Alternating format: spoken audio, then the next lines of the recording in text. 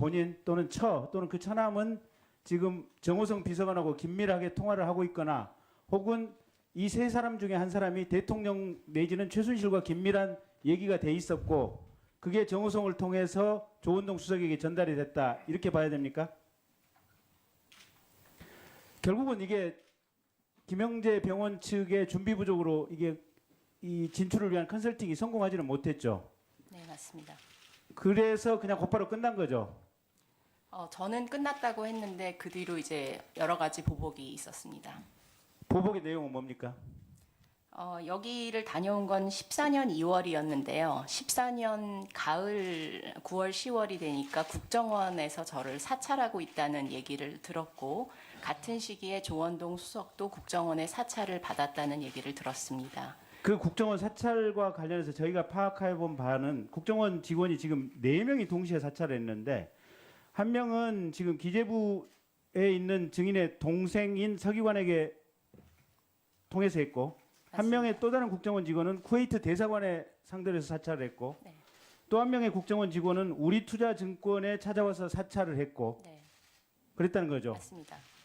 그리고 조윤선 정무수석도 서울대 강남검진센터에 가서 증인 회사에 관련된 얘기를 했고 맞습니다. 그리고 증인 세무조사를 받았죠. 네, 그 안수석과 조수석의 모함이 있은 바로 뒤에 대대적인 세무조사가 나왔고 세무조사 기한이 한 4주 정도 있으면 끝날 시기 되니까 마감 30분 전에 국세청이 다시 뛰어와서 위에서 이 세무조사를 종료하지 말고 더 조사를 해야 된다라고 해서 결국에 4월에 시작한 세무조사가 10월까지 진행이 됐고 추징급은 0원이었습니다.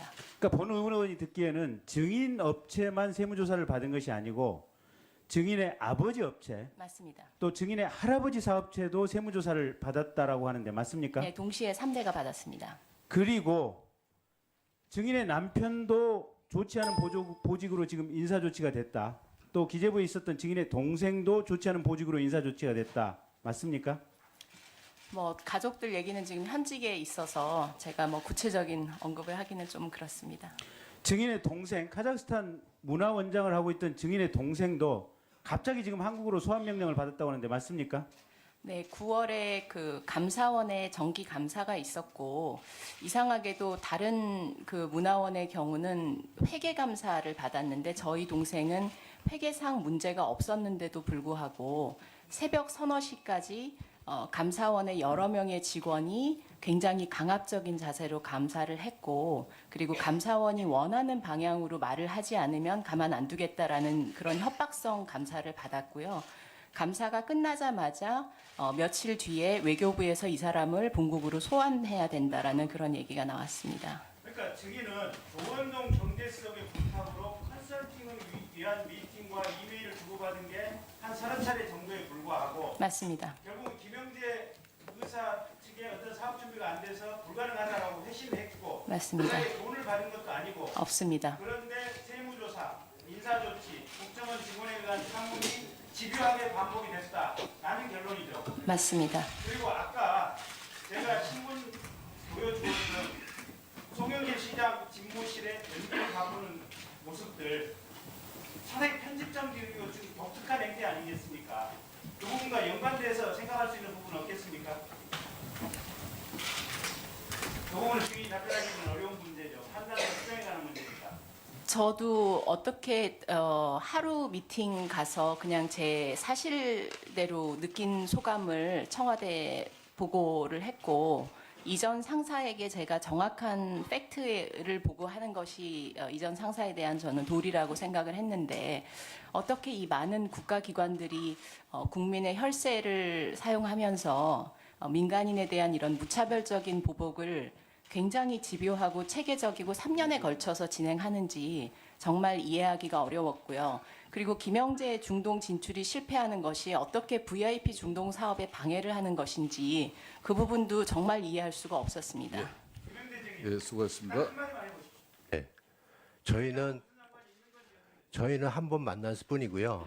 중동 진출을 그 다음에 만나서 상의하거나 제의한 적도 없습니다. 근데 어떻게 중동 진출 실패라는 말이 나오는지 모르겠습니다. 왜냐하면은 거기에 대한 생각도 없었는데, 그리고 본인이 어떤 비리에 의해서 그런지는 모르겠지만은 저희는 전혀 거기에 대해서 진출의 실패라는 거를 쓸 수 없는데 잘 되고 있었는데 저희는 증돈 지출이 잘 되고 있었는데 어떻게 실패를 했다고 그 시도도 해본 적이 없는데 그런 말을 하는 게 이해가 안 됩니다. 아버지, 할아버지 사업체가 세무조사를 받고 국정원 직원이 4명이나 떠서 각각 사찰을 하고 다니냐, 그 부분에 대한 의견을 듣고 싶은 겁니다. 그러니까 저희도 이해를 못 하겠습니다. 왜냐하면 중동 진출에 대해서 우리가 뭐 요구를 하거나 같이 하자거나 한 적도 없고, 그다음에 실패라는 거는 중동 진출을 했을 때 뭐가 잘못돼야 되는데 그런 조차도 한 번 만나고 끝났는데 그게 왜 자, 이 부분에 대해서는 동료 위원들께서 좀 더 집중적으로 신문을 해주시기 바랍니다. 다음은 새누리당 정유섭 위원 7분 7분입니다. 신문하십시오. 예, 정유섭 의원입니다. 그 차움의 차강렬 회장님께 질문하겠습니다. 차움이 2010년 개원하셨다고 그랬죠? 네. 그리고 회원 재고 네. 회원권이 1억 7천, 연회비가 450만 원 정도 되죠. 네. 예. 여러 종류가 있습니다. 예, 여러 종류가 있죠. 최순실 씨가 2010년 8월부터 2016년 6월까지 차움병원에 507회를 방문했고 293회 처방을 받았습니다. 최순득 씨는 158회 방문해서 109회 주사제 처방을 받았습니다. 이분들 그 비회원이라고 하셨죠? 네. 이거 회원보다 더 오신 거 아니에요? 저희 아까 말씀드렸지만 우리 원장님이 계신데 저희 통계를 내니까 이 비회원의 매출이 95%니까 비회원의 매출 95%인데 이분들이 비회원이 회원보다는 더 돈 더 낼 거 아니에요? 어디든지. 근데 이 정도면 회원하는 게 훨씬 유리할 텐데 이분들이 왜 비회원을 했을까요? VIP 대우 뭔가 특혜가 있고 특별 대우를 해주니까 뭐 비회원에도 회원보다 더 나은 대우가 있으니까 비회원인 거 아닐까? 이분들이 돈 없는 분들도 아닌데 어떻게 생각하세요? 차병원에서 분명히 뭔가 특별 대우를 해주고 특혜를 해주니까 이분들이 비회원으로 하지. 누가 이렇게 500m 이렇게 가는 사람이 그 비회원 하겠습니까? 모르겠습니다. 그 목돈에 들어가서 그러는지 그거는 제가 잘 모르겠습니다. 회원하고 비회원하고 금액 차이는 어떻게 돼요? 비회원은 뭐 그냥 일반 환자 병원이 똑같으니까 보험 수가하고 뭐 감기 환자도 보고 딱 그런 자, 식으로. 금년 초에 차병원 그룹 계열의 차바이오 컴플렉스에서 문체부 등 6개 부처 합동 업무보고가 있었습니다. 차병원에서 했어요. 이 자리에서 보건복지부가 외국 환자 유치 및 해외 진출 확대를 내원한 업무 계획을 밝혔는데 이게 차병원이 최근 언론에 박힌 의료 관광 수입 확대를 위한 카자흐스탄, 몽골 등 원격 진료 지출 사업하고 일맥상통합니다. 요거는 우연의 일치입니까? 네, 제가 이번에 들어와 가지고 확인을 해보니까 저희 차바이오 컴플렉스에 오게 된 이유가 한국 바이오 협회에서 3군데를 추천했다고 합니다. 그래서 정부에서 나와 가지고 세 중에 어디가 좋은가 판단을 해서 저희가 보안 문제나 시설 문제가 제일 좋다고. 그래서 저희 차바이오 컴플렉스에서 신년 행사를 하겠는데 거기에 바이오 업체가 10개 업체에 16분이 오게 돼 있는데 저희도 신청을 했는데 저희는 거절당했습니다. 그리고 영접도 거절당하고, 그러니까 저희는 뭐 장소만 빌려줬다고 할 수 있겠습니다. 예, 김형재 원장님. 네네. 그 2015년 3월에 중동 순방, 네네. 2015년 4월에 중남미 순방, 네. 2015년 9월에 중국 순방, 네. 2016년 5월에 아프리카 프랑스 순방 네. 같이 대통령 수영 같이 가셨죠. 중동 순방은 같이 가진 않았습니다. 왜냐하면 그렇습니까? 저희가 파트너가 자, 네. 그러면 나머지 3개는 같이 가셨습니까? 그때 순방 때 무슨 갔었어요. 자격으로 가셨습니까? 그거는 이제 그 코트라나 이런데 저희가 그러니까 누가 같이 가자고 한 거예요, 이거? 그 그런 대통령 저희 순방은? 직원이 그건 찾아서, 왜냐하면 저희가 C가 있기 때문에 해외 진출에 대해서 관심이 많았습니다. 그리고 수출을 100억하고 500만 불 탑을 받았기 때문에 그런 사이트를, 그리고 그 브라질도 저희가 순방을 브라질만 갔습니다. 왜냐하면 세계 성형 시장의 3위이기 때문에. 그래서 중국은 2위고요. 그 다음에 C가 있기 때문에 유럽은 진출하려고 저희가 그 사이트를 찾아가지고 공모해서 갔습니다. 예, 아까 YJ 제이콥스 산업부 R&D 예산 받은 거 있잖아요. 네네. 이게 무슨 특혜를 받지 않았다고 하시는데 산업자원부 장관이 청와대 안종범 수석이 부탁을 해서 원래 3개였는데 R&D 사업을 하나 더 늘려서 했다고 산업자원부 장관이 진술하신 겁니다. 근데 저는 거기에 대해서 제가 듣기로는 공모의 맞아요. 과정을 걸쳐서 했다고 제가 저도 지금 한 거 거기 아니기 둘이 때문에 입이 열렸을 때 그렇게 듣고 사람들이란 말이에요. 그런 사실은 말씀을 드린 겁니다. 국가가 또 화장품 대기업들을 존 쫓아가지고 제이콥스 돈 받아서 그리고 또 청와대 조세 서울 이행하고 이런 거는 다들 그 이전에 나왔고요. 또 신라 면세점에 입점했어요. 이 정도면은 이게 최순실이 커넥션이 있다고 아니고서는 이게 설명이 안 돼요. 왜냐하면 왜냐하면 저희가 그거 아무나 들어가는 게 아니잖아요. 그런 12월 달에 중국에 방문했을 때 코트라에서 가장 부스에서 인기가 많다고 그래가지고 4개 업체가 우수 업체가 뽑혔는데 그 4개 업체가 설선물로 같이 들어간 겁니다. 예. 그리고 신라 면세점은 면세점에 들어간 게 그러니까 신세 그게 전 세계 유명 화장품만 들어가는데 네. 일개 중규모, 중소규모 화장품 업체에 들어가는 게 특혜가 아니라고 생각하십니까? 네, 말씀을 드리겠습니다. 저희 천암이라는 회사는 2004년부터 화장품을 했는데 신세계몰 그다음에 신세계 백화점 행사를 같이 해왔습니다. 그래서 거기서 선정이 됐고 그다음에 신세계 먼저 입점이 되고 그다음에 중국에 가서 인기가 좋으니까 그 신라에다가 그거를 의뢰해가지고 그쪽에서 해준 게 면세점 전체 준 게 아니고요. 테스트를 해보고 임시 6개월 매장을 준 겁니다. 테스트용으로 임시 6개월 매장이에요. 네, 정식 김영재 이야기 아닙니다. 원장님 됐고요. 김석균 증인님께 마지막으로 좀 말씀 좀 드리겠습니다. 요번 세월호 사건 때 만약에 일찍 퇴선 지시를 했으면 전원이 구조될 수 있었다고 생각하십니까? 어떻게 생각하십니까? 예, 밖에 지금 나와 있는 승객들은 이제 구조가 됐고 지금 제일 아쉬움이 남는 부분이 일찍 퇴선이 돼가지고 갑판에 나와 있었으면은 희생을 많이 줄일 수 있었다 그렇게 생각을 하고 있습니다. 제가 이 기록하기 위해서 두 가지만 읽어드리겠습니다. 해양 긴급전화 112 운영 규칙 보면 해경이 신고 현장에 도착할 때까지 전화가 끊기지 않도록 최대한 노력해서 반복해서 신고자한테 질문으로 돼 있습니다. 질문하도록 돼 있어요. 그거 해경이 안 지켰고요. 해상치 않은 상황 처리 매뉴얼에 따르면 해양사고 초동 조치 시 가용자원을 최대한 동원하여 조난선박과 교신을 설정하여 조난선박의 현재 상태를 확인하도록 되어 있습니다. 이것도 안 했습니다. 왜 안 했는지 아세요? 이 사람들이? 제가 말씀드릴게요. 증인이 2013년 3월에 취임해서 2014년 4월까지 저희들이 보니까 1년 1개월 동안 대형 해상사고 대비 합동훈련을 한 번도 안 한 걸로 되어 있습니다. 훈련이 안 돼 있으니까 이런 거 아니에요? 저희가 훈련 자체를 안 했다는 말씀은 아닙니다. 저희가 훈련은 지속적으로 하고 있었고요. 이제 이런 대행 여객선이 이런 사고 같은 경우에는 훈련이 미흡한 점이 있었지만 훈련 자체가 저희는 평상시에 계속 하는 게 훈련입니다.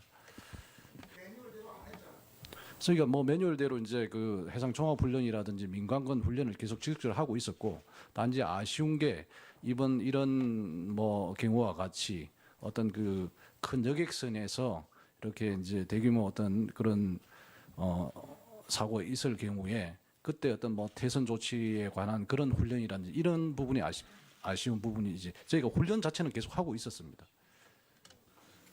예, 김한정 정유섭 의원님 수고했습니다. 다음은 더불어민주당 김한정 의원님 신문해 주십시오. 예, 더불어민주당 남양주월 김한정입니다. 김장수 전 안보실장, 청와대는 4.16 예. 당일 세월호 침몰 보고가 최초 신고 시간이 8시 58분이었는데 그 10시 15분에야 대통령한테 보고했다고 지금 증언을 하고 있습니다. 보고는 10시에 했고요. 대통령이 전화가 10시에는 문서로 했다고 그랬죠? 그렇습니다.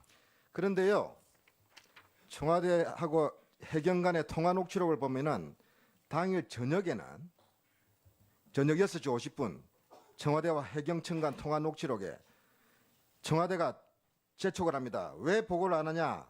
여기 국가안보실장이 계속 기다리고 있는데 해경청 네네 아까 보고서로 해가지고 그러니까 청와대가 뭐라냐? 지금 보고서가 문제냐? 전화로 먼저 주시라고 했지 않냐? 이렇게 따집니다. 재촉을 합니다. 밑에 하급 부서한테는 이 다급한 시기에 무슨 놈의 문서냐고 재촉하면서 청와대는 정작 문서 만든다고 대통령한테 구두 보고를 안 했다고요? 쫓아 올라가지도 않았고 그런 이야기가 되는 거 아닙니까 지금? 6시 몇 분은 오후 상황이신 것 같고요. 그러니까 오후 상황을 예를 볼 때 예.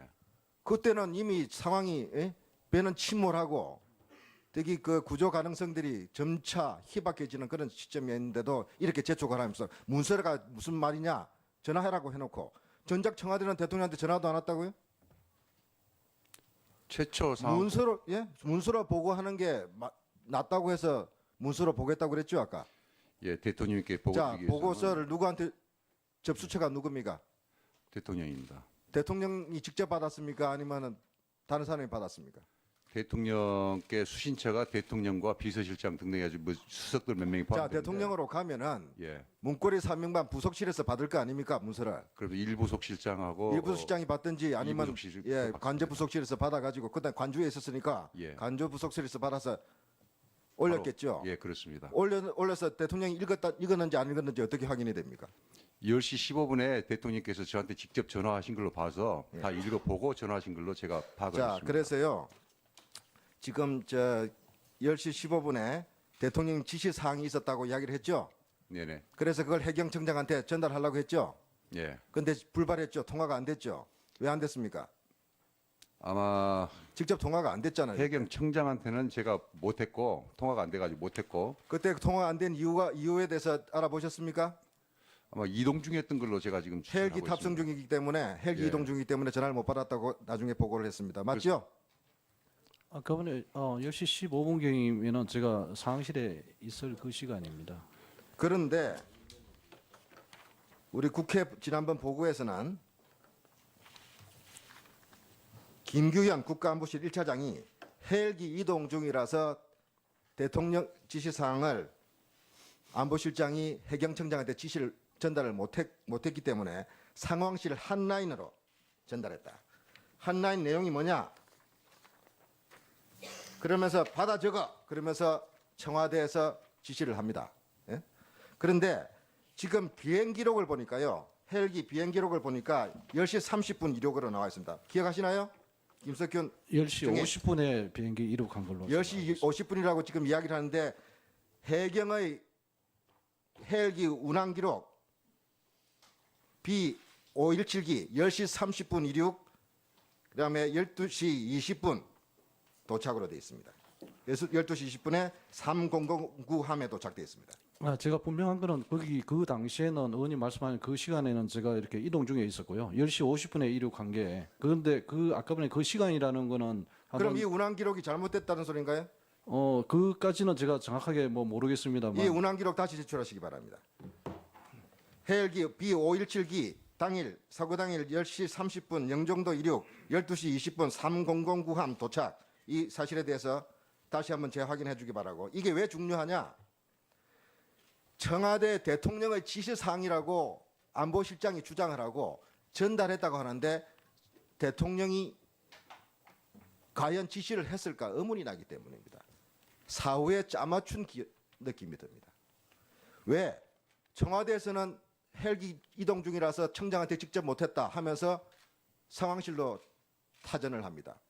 그런데 정작 청장은 또 대통령 전화를 나중에 받았다고 했죠? 예, 몇 시에 받았습니까? 10시 30분경입니다. 헬기 탑승 전에 받았다는 소리죠? 그렇습니다. 예. 자, 헬기는 지금 대기하고 있고 청와대 지시를 대통령 육성으로 직접 전화를 받았다는 거죠? 예. 자, 지시 내용이 뭐였습니까? 앞에 말씀드렸듯이 이제 전국의 모든 특공대를 동원해서 구조에 만전을 기해라 이제 그런 취지의 말씀입니다. 자, 헬기 이동 중 이륙하기 전에는 전화를 안보실장 전화는 못 받고 그때 10시 15분 전화를 못 받고 10시 30분에는 대통령 전화를 받았다? 누가 바꿔줬습니까? 거기 어떤 뭐 비서관인지 그래서 옆에- 대통령 전화를 받기 때문에 헬기 이륙을 지연시켰다는 소린가요, 지금? 아닙니다. 저 이동하는 도중에 이렇게 통화를 했습니다. 자, 이게 당일 헬기 운항 기록입니다. 이건 해경에서 제출한 자료입니다. B517기 청장 탑승 1030 빨간 걸로 표시되어 있어요. 영종도 출발 1220 3009 함 도착. 거짓말하지 마십시오. 아니 뭐 의원님 그 사실은 뭐 제가 이게 정확하게 그 시간대에 제가 이동을 하고 있었고 또 통화를 했고 이렇게 근데 그 시간대 헬기 이제 출발 시간이 어디를 기산점으로 잡은지 그거는 한번 확인해 볼 필요가 있는 것 같습니다. 사고 당일날 대통령이 뭐 했냐? 여론에 쫓기면서 청와대는 묵묵부답하다가 아침에 그 골든타임에 지시했다고 지금 주장을 하고, 안보실장은 대통령 전화 받았다, 개경청장은 대통령이 직접 지시를 전화 받았다, 이렇게 이야기하고 있지만 이 운항 기록을 보면은 그것이 안 맞습니다. 그리고 만약 10시 50분에 비행기를 탔다면, 헬기를 탔다면은 12시 20분까지 1시간 30분에 도착한 겁니다. 그것보다 그 비슷한 시간에 출발한 B519 항공편 10시 20분 출발해서 12시 50분에 도착했습니다. 도대체 같은 비슷한 기종의 헬기가 어떻게 하나는 청장이 탔다는 헬기는 1시 30분에 비행에 도착하고 나머지는 2시간 반이 걸리는, 이런 걸 어떻게 설명하겠습니까? 저는 뭐 그 금방 제가 말씀드린 사항에 대해서는 그거는 뭐 사실이고요. 그러니까 그때는 그 시기에 저희가 최대한 빨리 현장으로 가야 되기 때문에 속도를 최대한 높여가지고 이렇게 이제 비행한 걸로 알고 있습니다. B517B 영종도에서 삼성국항까지 평균 비행 소요 시간 관련 자료. 예, 김한정 의원님 수고 많으셨습니다. 다음은 새누리당 장재훈 의원 신문해 주십시오. 이임순 증인, 제가 오전부터 시간 많이 드렸습니다. 위증하지 마세요. 네. 서창석 증인 아직도 모릅니까? 서창석 선생은 잘 알고 있습니다. 네? 네? 서창석 증인 모릅니까? 서창석 선생은 알고 있습니다. 모른다 그랬잖아요. 연합뉴스에. 아니 서창석 선생은 당연히 같은 산부인과. 그럼 아는데 네네. 서창석 증인에게 네. 전화를 한 적 없다고 그랬죠. 네, 전화를 한 적 없습니다. 전화한 적 없습니까? 네. 서창석 증인 전화 받으셨죠? 뭐라고 전화 받으셨어요? 그 김영재 원장의 부인인 박채윤 대표가 갈 텐데 실관계에 문제가 있으니까 그거를 한번 좀 들여다보시고 조치해 주시라. 이임순 증인 네. 다시 말하세요. 전화한 적 없습니까? 그 관련돼서 전화한 적 네? 잠깐 수술해. 자, 정인 일어나서 이 바른대로 나오세요. 나오세요. 바른대로 나오세요. 아니 저 지금 서창석 정인은 받았다고 했어요. 서창석 증인은 앉아 있어요. 앉아 계시고 두 사람 중에 분명히 그 확인하시고. 자, 시간 다시 4번으로 넣어드리겠습니다. 자, 다시 묻습니다.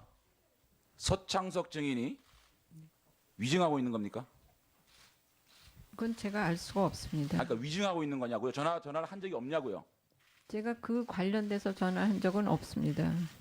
서창석 증인, 분명히 김영재 원장의 부인이 실 문제로 찾아갈 테니 잘 한번 봐봐라 라는 얘기를 들었죠. 김영재 원장의 부인인지 모르겠는데 박채윤 대표라는 사람이 갈 것이다 그렇게 얘기했습니다. 언제쯤입니까? 그게 2015년 4월쯤으로 기억됩니다. 이임순 증인, 네. 아직도 거짓말 하시겠어요? 네. 전화한 적이 없습니다. 전화한 적이 아니고 받은 적이 있는지 또 한 적이 없는지. 통화를 한 적이 없습니다. 그 받은 관련해서. 적은 있고요. 아닙니다. 관련해서 자, 계속 신문하세요, 정 의원님. 박채윤 씨 모릅니까? 전혀 모릅니다.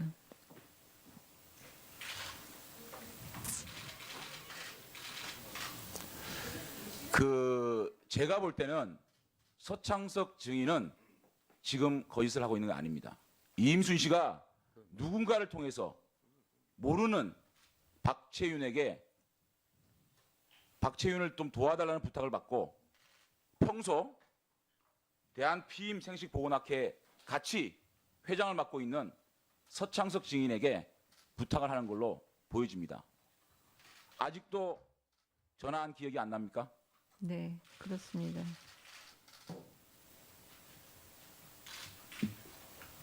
이병석 증인, 평소 대한피임생식보건학회에서 서창석 증인과 이임순 증인과 잘 지냈죠? 그렇습니다. 막역한 사이죠? 그렇습니다. 추측성으로 제가 답변을 유도하는 건 아니지만 그 정도 사이라면 이 정도 부탁 할 수 있다고 보이지 않겠습니까?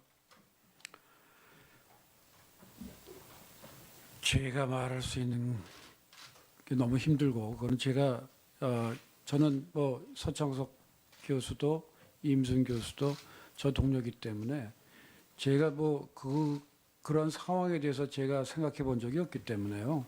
말씀드리기가 참 적절치 않은 것 같습니다. 서창석 증인께서 제가 두 번째 질의에 기능성 봉합사 제품 그 부분에 있어서는 예. 복강경 관련된 것이기 때문에 연구를 했다라는 말씀하셨죠. 맞습니다. 이것도 YJ 콥스 메디칼 부분 관련돼 있는 부분 아닙니까? 맞습니다. 맞는데 예. 마치 답변하실 때 김영재 원장이 하고 있는 YJ 콥스와는 상관없는 그런 프로젝트라고 말씀하신 것 같아요.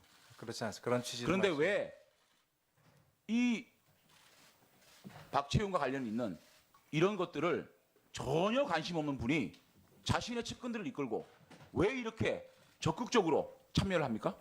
원래 아니 말씀하실 때 전혀 그 부분에서 박채윤 회사에 대해서는 관심도 없고 별 생각도 없었다는 말씀하셨지 않았습니까? 예, 원래 교수들은 R&D에 관심이 많습니다. 그리고 연세대학에서 이미 그 시를 썼기 때문에 어느 정도 보증이 돼 있다고 생각을 했고 바늘만 다르면 그거는 복강경용으로 전환이 됩니다. 앞뒤가 안 맞는 말씀하시고 계신 거예요, 서창석 증인도.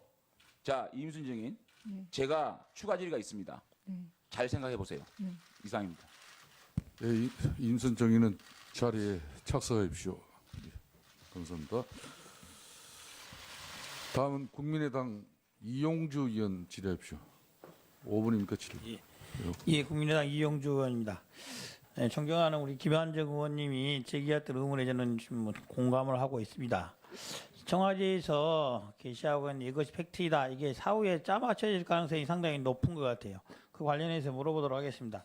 김장수 증인, 세월호 참사 당일날 첫 번째 상황 보고를 받은 후에 어디에 있었습니까? 어느 장소에 있었어요? 저 말씀입니까? 예, 저는 상황실에 있었습니다. 상황실에 있었죠. 예. 그러면은 단원고 학생들 등이 탈출을 못하고 선실 내에 있었다는 사실을 언제 보고받으셨습니까? 그거는 10시가 좀 훨씬 넘어서일 걸로 지금 추정이 됩니다. 그렇죠. 최초 보고할 적에는 거기에는 학생이 타고 있다. 학생 한 500여 명이 타고 있다 하는 것 정도가 보고가 됐습니다. 탈출 못하고 선실 내에 있다. 이건 언제쯤 보고받으셨어요? 그거는 제가 11시 23분경에 대통령님께 유선 보고를 드린 바가 있습니다. 제가 직접. 그때는 그 ENG라는 위성 영상 시스템이 들어와 있을 때입니다. 11시 10분에. 그 영상 시스템을 보고 배가 좀 뒤집혔습니다. 이렇게. 그 영상상으로. 11시 23분경에는 학생들이 탈출 못하고 선실 내에 있다 하는 사실을 보고를 받고 대통령에게 보고를 했겠네요.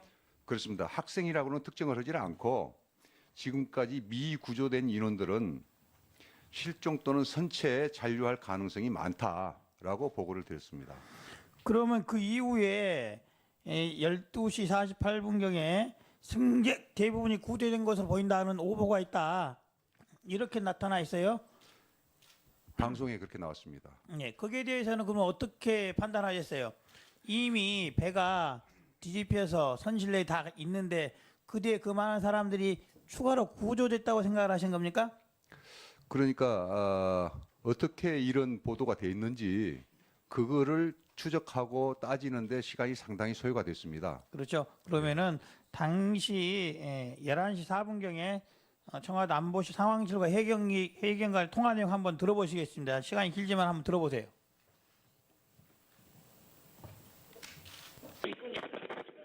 감사합니다. 상황실 경입니다. 예, 상반장입니다. 이거 국가보실 상반장입니다.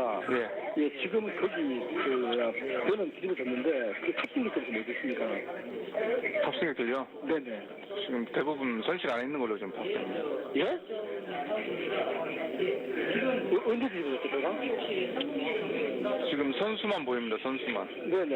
예. 아니 그 저기 지금 해경이 여기 떠 있잖아요. 떠가지고 구조하고 한 인원을 제외하고는 거의 다 좀 돼 있는 것 같습니다.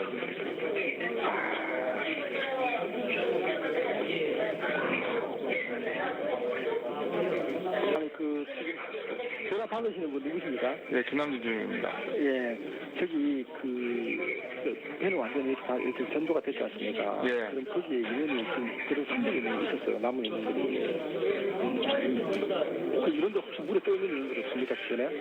예, 정말 그 학생들이다 보니까 네. 좀 선실에 있어서 못 나온 것 같아요. 그거 확인 안 됩니까? 저희가 지금 구조를 한 100여 명 했는데요. 아니 예, 알겠습니다. 구조한 거는 맞는데 지금 그러면 주변에 바닷가에 애들이 껴 있을 거 아닙니까? 그게 확인이 안 되어 있어요? 아 지금 저희 지금 보는데 네네. 화면을 보고 있거든요. 근데 네네. 안 보여요. 아 알겠습니다. 조금만 더 확인해 주십시오. 예. 자, 저게 11시 4분 통화 내역입니다. 11시 4분. 11시 4분. 예. 증인 말에 따라 11시 23분경에는 이러한 상황을 대통령이 보고했다는 거 아니겠습니까? 그렇습니다. 예. 그런데 1시 13분, 13분경에 또 보고를 했다고 되어 있어요. 역 190명 추가 구조해서 370명을 구조했다. 이렇게 보고를 하셨어요. 뭘 근거로 이렇게 보고를 하셨습니까? 그게 말입니다. 13시 07분에 정무수석실에서 대통령에게 서면 보고를 올립니다. 그 서면 보고 내용이 370명이 구조되고 2명이 사망했다라는 보고가 들어갑니다. 자, 증인이 그래서 알고 있는 저 상황에서는 추가로 구조될 수 있는 상황이 전혀 아니라는 거 알고 있었잖아요. 있을 수가 없는 상황인데 상황은 그러죠. 예. 그런데 13시 13분에 제가 또 해경청장하고 아마 전화를 직접 확인을 했을 겁니다. 해경청장 여기 계시는데 13시 그러니까 한 10분이나 13시 여간에 내가 한번 통해 가지고 370명 구조했다는 것이 사실이냐 그거를 제가 한번 확인을 했을 것 같은데 그래 가지고 사실이다. 그러니까는 저도 대통령께 그 시간에 이거를 보고를 드렸습니다. 대통령께 구조를 했답니다. 그러니까 대통령께서 다시 저 14시경에 전화를 저한테 하셔가지고 다시 한번 구조 진행 상황을 확인을 해라 라는 지시가 옵니다. 그래서 2시 50분경에 이게 잘못됐다고 보고를 하셨어요. 그렇습니다. 예. 1시간 40분이나 그랬단 말이에요. 예. 이게 1시간 40분 걸려서 하는 내용입니까? 그러니까 이것도 이제 해경하고 저하고 이제 전화도 통하고 또 상황실은 상황실대로 파악했는데 11시 4분경에 제가 책임졌고 따라하고 있고 더 이상 구할 수 없는 상태가 되어 있고 바다에 떠있는 학생이 없다는 게 이미 11시 4분에 나와 있어요. 11시 4분에. 그래서 상황의 복잡성과 불확실성이 계속 중복이 되고 여기에 위기와 희망이 같이 그냥 이렇게 막 겹쳤던 시기였습니다. 예. 수고했습니다. 예. 다시 확인하라고 했는데 1시간 40분이 걸린 거예요. 예. 자, 동료 의원께서 그렇습니다. 계속 이어가도록 하겠습니다. 다음은 새누리당 하태경 의원 예, 신문하십시오. 질의 계속하겠습니다. 우리 김영재 증인, 아까 그 감염